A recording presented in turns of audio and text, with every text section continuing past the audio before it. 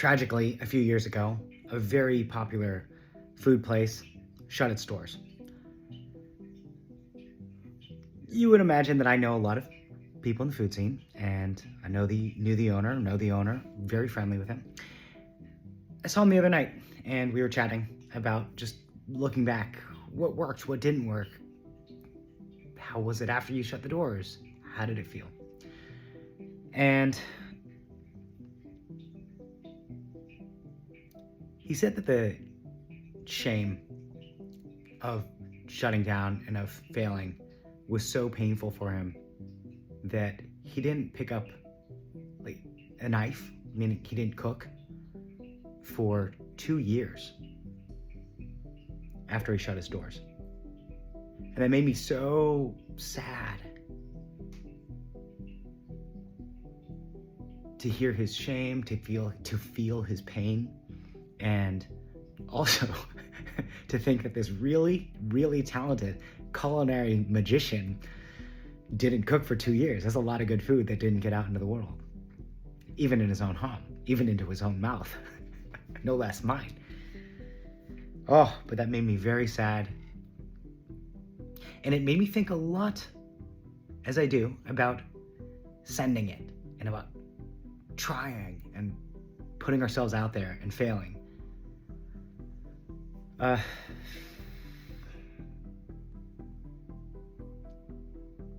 think a lot about the businesses that are thriving, and I love to share those with you all. I think a lot about the business owners that suffer and struggle in silence. Sometimes it's because things like COVID that are just out of their control. And a lot of times it's because there are things that are in their control but out of their wheelhouse, meaning that they are great at cooking but not great at business, or great at business but they didn't get their food costs just right, or they flubbed somehow with the public and sentiment turned against them, or they're bad managers. And there's very few ways to succeed. There are many, many ways to fail. I worry sometimes that I will fail with Eat Vermont, and being in the public eye, making these videos, sharing this, I worry that, if I were to fail, which I won't, but if I were to fail, it would be very public and very painful. And when I make these videos, I put myself out there. And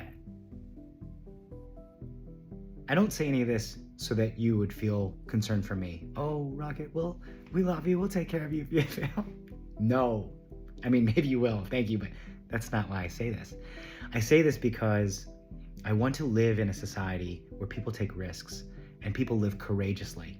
And the root word of courage is cœur, C-O-E-U-R. It's a French word for heart.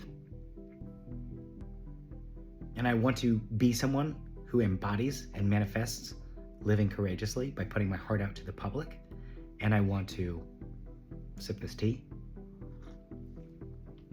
And I want to live in a society where the people around me live courageously with full heart.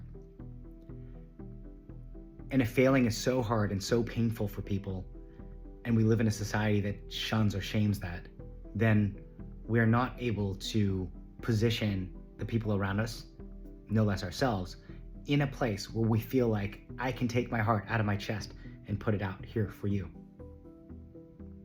And I want to live in a society that we feel like we can do that because we're so connected to the infinite source of love, whether that's, you believe that's God, or whether that's a divine providence, whether that's a connected community, whatever you feel that powers that strength, that we say, this is possible, and I'll take this risk, and I'll open this restaurant, and I'll build Eat Vermont, and I'll stand in public, and I'll be criticized for not phrasing things perfectly, or whatever it is, that we take these risks together as a community to manifest the future in Vermont that we wish to see.